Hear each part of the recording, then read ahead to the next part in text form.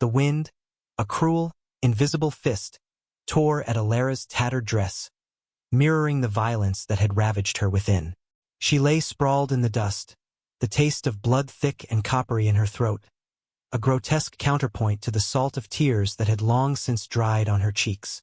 The sun, a pitiless eye, beat down upon the desolate earth, baking the memory of what had been and what was lost into the parched ground.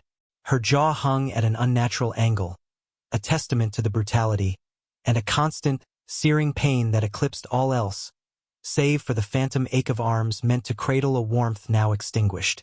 He was gone, her tiny, brief flicker of hope, snuffed out by the same hand that had reshaped her face into a landscape of broken bone and contusion. Despair was a physical weight pressing her into the grit. She was adrift in an ocean of anguish, utterly alone, save for the buzzing flies that had found a new, macabre fascination with her stillness. Hours, or perhaps days, blurred into an eternity of suffering, marked only by the shifting light and the relentless throb beneath her skin. Every breath was a rasping agony, every movement a fresh assault. She longed for the oblivion of unconsciousness, for the final surrender to the emptiness that beckoned. But her body, stubborn and bruised, clung to a thread of life she no longer desired. Then, a shadow fell, not of the wind-whipped sagebrush, but vast and unmoving. She didn't look up immediately, fearing a return of the nightmare, another cruel hand. But the silence that followed was different. It held no malice, only an immense, watchful stillness. Slowly, agonizingly, she forced her eyes open. A man stood over her, silhouetted against the blinding sky. He was tall, broad-shouldered, with a presence that seemed carved from the very land itself, rugged, weathered, unyielding. His face, obscured by a wide-brimmed hat, was unreadable. He carried a rifle slung across his back, and the dust of a long journey clung to his boots. He did not offer a hand, did not speak a word of comfort or condemnation. He simply stood, observing her ruined state with an unnerving placidity. Alara's breath hitched, a choked sound caught in her mangled throat. Fear, raw and primal, clawed its way back from the depths of her grief-stricken stupor. Was this another wolf in human form, come to finish the work? To pluck the last, fragile ember of her existence? She tried to recoil, to push herself away, but her limbs protested, screaming in protest. Her eyes, wide and bruised, pleaded for a mercy she did not expect. The man knelt, his movements fluid and deliberate, like a predator assessing its prey. His gaze, when it met hers, was dark, inscrutable, but held no visible cruelty. It was a gaze that saw, truly saw, the brokenness without flinching. He reached out a hand, not to touch her, but to retrieve a canteen from his belt. He uncorked it, the sound startlingly loud in the oppressive quiet, and offered it to her. She stared, suspicion battling with a desperate thirst.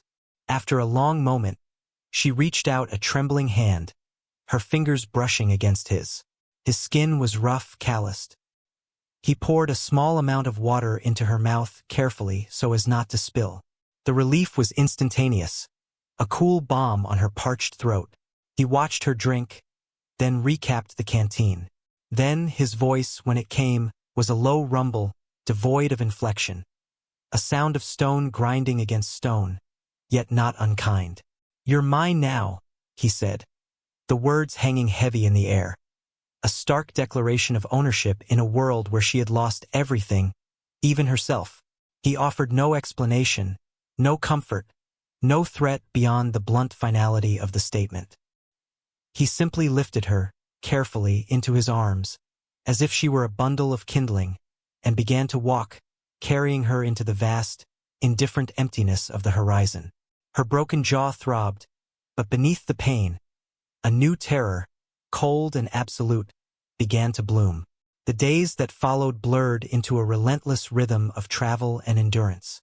Caleb, the man who had claimed her, moved with a quiet, tireless efficiency. He rarely spoke, and Alara, her jaw bound loosely in a makeshift bandage, could not have replied even if she had found the words. Her only communication was through pained whimpers and the language of her eyes, which oscillated between fear and a numb, weary resignation. He set a steady pace, always walking ahead, her only indication of his presence the broad expanse of his back, or the occasional shift of his rifle against his shoulder.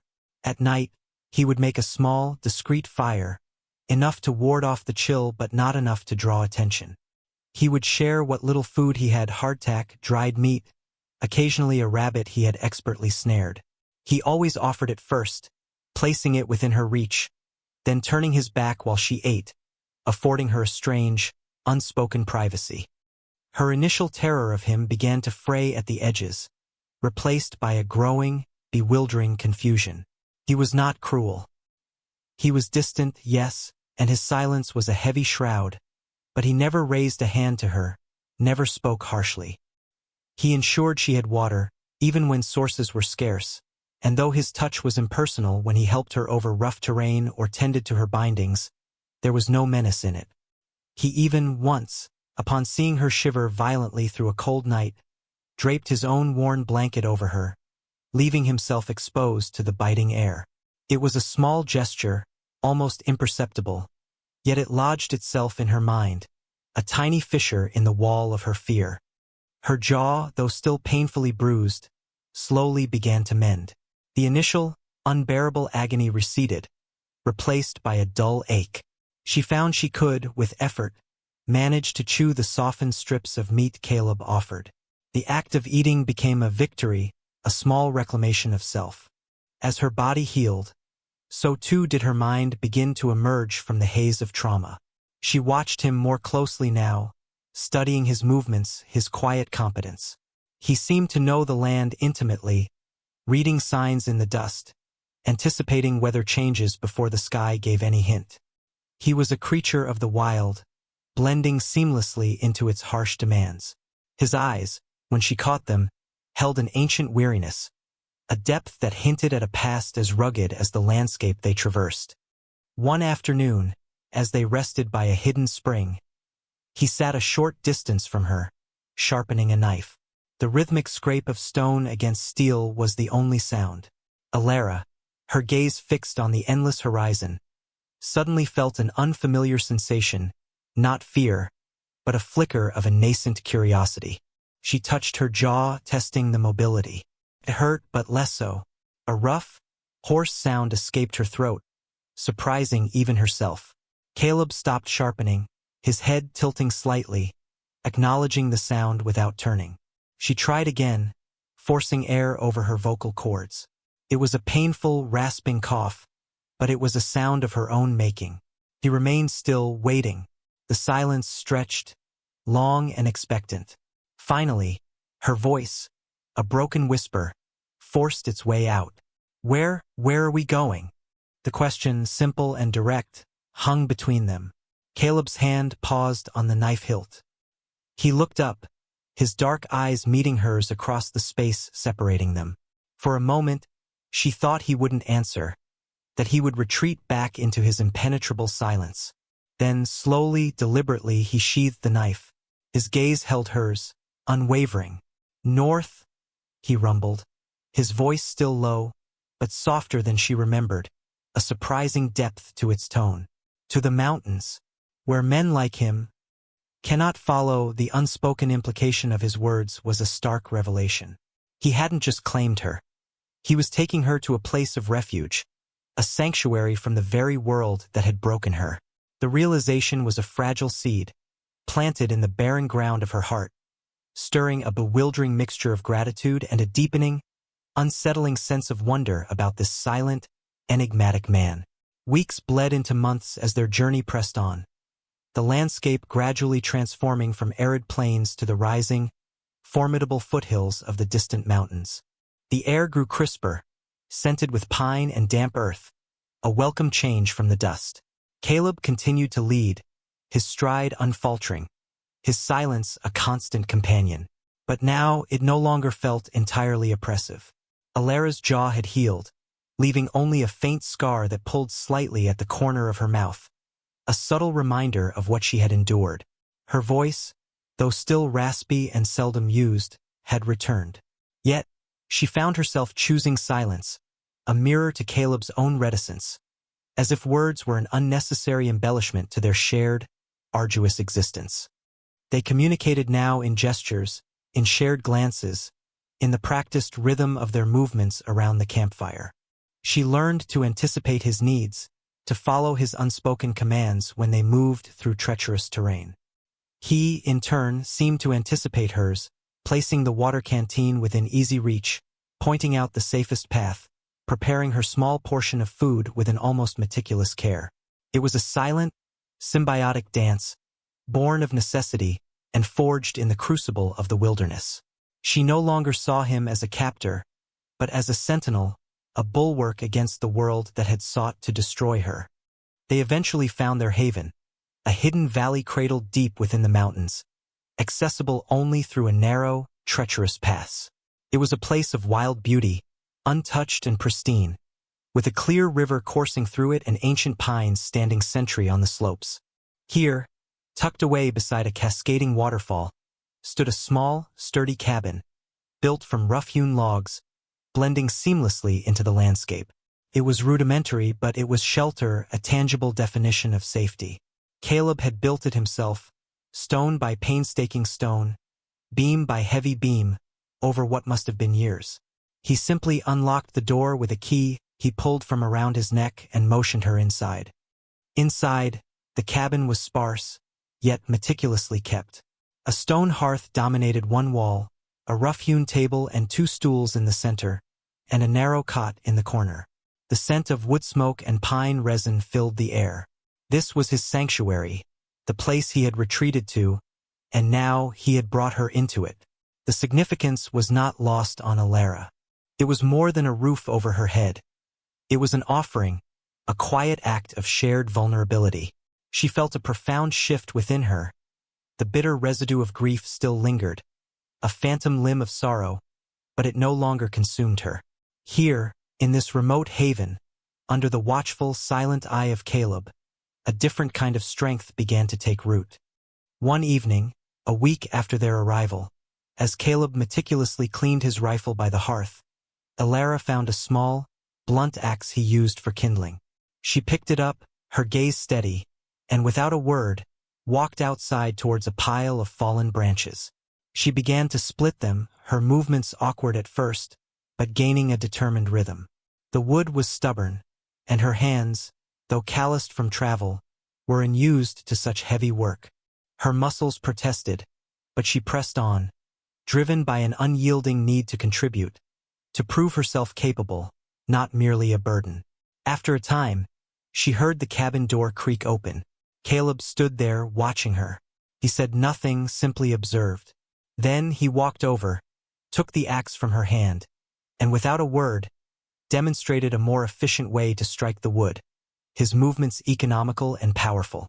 He didn't take over, he simply showed her. When he handed the axe back, a faint, almost imperceptible nod of approval passed between them. In that moment, Alara knew, with a certainty that transcended words, that this wasn't ownership built on subjugation, but on an unspoken, burgeoning partnership. A warmth, unfamiliar and fragile, spread through her chest. The winter descended upon the valley with a vengeful ferocity, blanketing the peaks in a thick shroud of snow and plunging temperatures to bone-aching lows. For weeks, they were sealed within the cabin, the roaring fire in the hearth their only defense against the biting cold that pressed against the log walls. This forced proximity, this intense isolation, deepened the unspoken bond between Alara and Caleb. She moved with purpose now, her days filled with the rhythms of their survival. Tending the fire, mending clothes, preparing the meager meals. Her hands, once soft, were now toughened, capable. Her body, once fragile, had hardened, finding an unexpected resilience. Then, a new threat emerged, not from the indifferent elements, but from the brutal world they had left behind. One frigid afternoon, while Caleb was out checking his traps, a distant shot echoed through the stillness of the valley. Alara, stirring a stew over the fire, froze. It was a sound out of place, a violation of their sanctuary. Her heart hammered against her ribs, a drumbeat of primal fear. Caleb's warning, "Where men like him cannot follow," resonated with chilling clarity. She ran to the window, peering out through the ice-frosted pane. Barely visible against the snow-covered slopes, 3 dark figures on horseback were slowly making their way down the pass, their breath pluming white in the frigid air. They were too far for her to identify, but the way they moved, the rifles slung across their backs, spoke of ill intent. Bandits. Hunters. A cold dread seeped into her bones. Caleb returned moments later, his face grim, his eyes scanning the horizon. He had heard the shot. His gaze met hers, sharp and knowing. He didn't need words. He simply gestured to the back of the cabin, where a small trapdoor led to a root cellar. "Stay," he rumbled, his voice rough with urgency. "Don't come out." No matter what, he grabbed his rifle, checked the load, and moved to the cabin door. Alara, her limbs trembling, hesitated. The fear was immense, but something else, a new, fierce protectiveness, flared within her. She was not the same broken woman he had found. She would not be a helpless burden. "No," she whispered, her voice still rough, but clear and resolute. "I stay." Caleb turned, his eyes surprised, then narrowed with a flicker of something akin to understanding. He didn't argue. Instead, he handed her a small, heavy pistol from a holster by the door. "You load it," he instructed, his voice low, his eyes conveying the gravity of the situation. "And you use it," he showed her quickly, succinctly. She nodded, her hands surprisingly steady as she followed his instruction, the weight of the firearm a strange comfort. He positioned himself by the door, rifle raised, a silent, unyielding sentinel. The wait was agonizing. The clatter of hooves grew louder, closer. Then, voices, rough and boisterous, echoed from outside. A crash, as the cabin door was kicked open. 2 men stood framed in the doorway, their faces hardened by cold and greed, their eyes predatory. The third remained mounted, observing. Caleb fired, a sharp crack that filled the small space, and one of the men staggered back, clutching his arm. The other lunged, a knife glinting in his hand. Caleb met him, a blur of motion, the thud of bodies against the wall, the grunt of effort. Alara, watching from the corner, raised the pistol. The first man, wounded, raised his own weapon, aiming at Caleb.